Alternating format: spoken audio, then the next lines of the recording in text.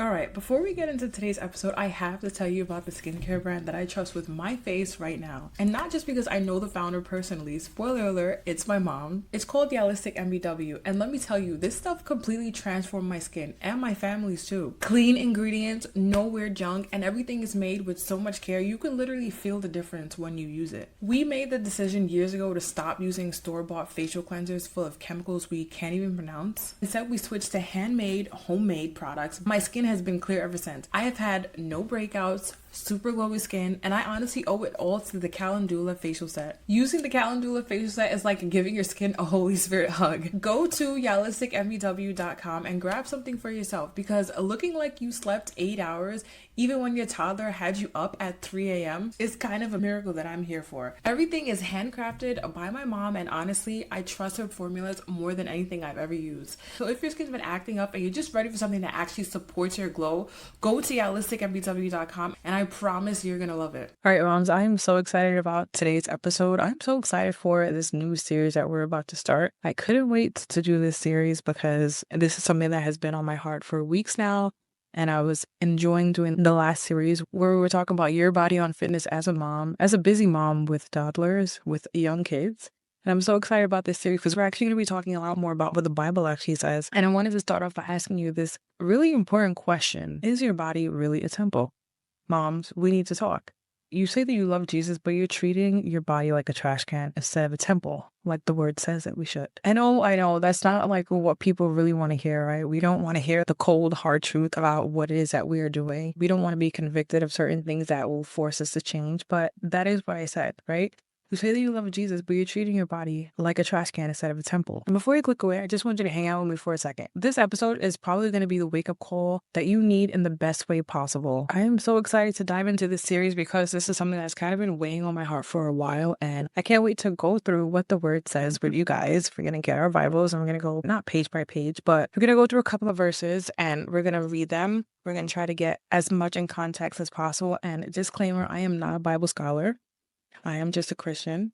I am a follower of Jesus Christ, just trying to do my best to steward my body and my life in the best way that is going to lead me closer to Jesus. So I want to start off by going through Romans 12. I have my Bible here. The first two verses that I want to go over are Romans 12, verse 1 to 2. Romans 12, verses 1 to 2 tells us that we need to present our bodies as a living sacrifice, right? That means not a half-dead, exhausted, stressed out sacrifice, right? But a living sacrifice. So if your idea of self-care is scrolling on Instagram while eating your toddler's leftover chicken nuggets, sis, we have work to do, okay? We have a lot of work to do.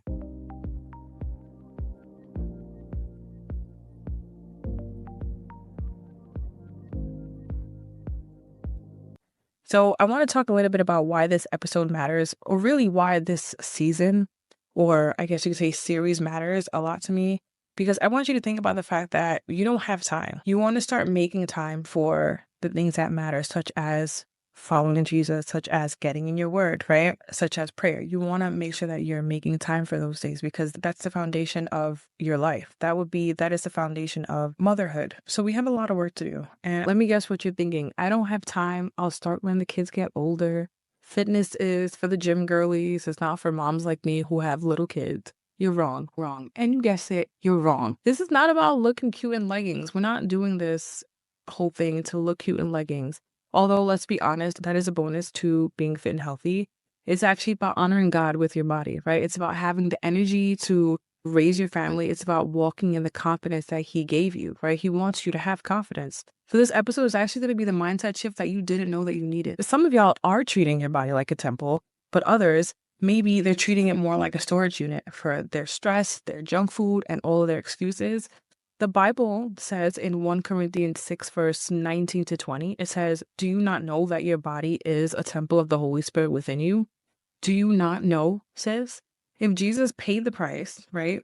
Why are you treating your body like a clearance rack? It's not a clearance rack, right? You shouldn't be thinking of your health like a side project. It's actually spiritual stewardship. So I want you to let that sink in. Fitness isn't about vanity. It's actually more about stewardship.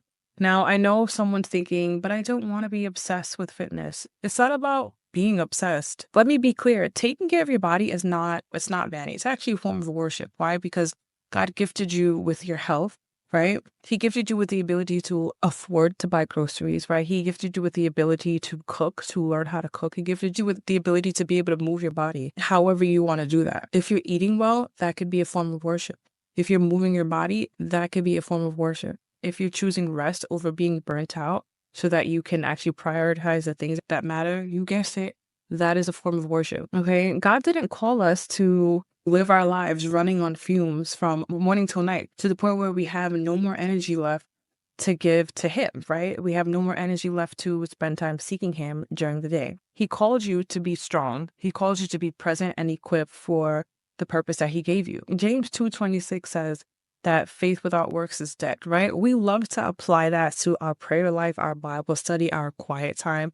But what about our physical health? You can pray for energy all you want, right? And of course, like we believe that he will give us the energy to do the things that are put in front of us. But if your idea of meal prep is Chick-fil-A and your workout is lifting your kid's backpack, you're actually missing the point. God isn't going to miraculously grow the muscles that you refuse to use, right? If you're just sitting around doing nothing, he's not going to just do all the work for you. He's not handing out stamina while you're running on 4 hours of sleep and 3 cups of coffee. Right? You have to partner with God in this entire goal that you have to get healthier. You've got to partner with God in this endeavor that you have to work on your faith and your fitness, right? Both of the things go hand in hand. So here's your homework, because we don't just listen around here. We actually take action. I want you to actually take action, listen to the things that I am saying or the things that you are reading, and actually take action. So your first goal, your first challenge, I guess you could say, is going to be to move your body for 10 minutes a day, right? Walk, dance, do squats while you're brushing your teeth, chase your toddler around the house, have a dance party before bed. Just move your body.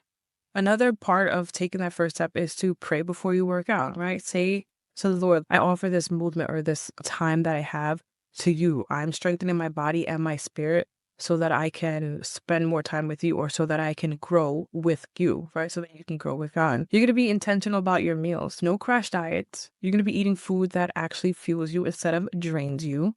Okay, that is what we should be doing in 2025. Now, I want to ask you, what is the one fitness habit that you know needs to change, but you've actually been avoiding it? Like, what is the thing that you know, okay, I've been saying that I wanted to do this thing. I've been saying that I want to change this bad habit that I have, but I keep going back to it. What is that thing that you keep saying that you're going to stop doing in 2025 that it's affecting your health, your mental health, your physical health? Maybe there's a change in your nutrition that you need to make. Okay. And if you're tired of doing this alone, if you want to finally build strength and energy and confidence in a way that honors God, then my 6-week Body and Soul Transformation Challenge is for you. It's packed with short and effective workouts. You're going to get your simple family-friendly meal plans, and of course, faith-based coaching and community support. So you can click the link in the description so that we can get your body temple in order. You don't need permission to take care of yourself. God already gave it to you. So stop waiting. Start walking it, right? Start going for walks. Subscribe and leave a review and share this with a mom who needs this word today. And next week, we're actually going to be talking about how to stop making excuses and start getting results. So don't miss it. And please don't forget to like, subscribe, and leave a comment down below.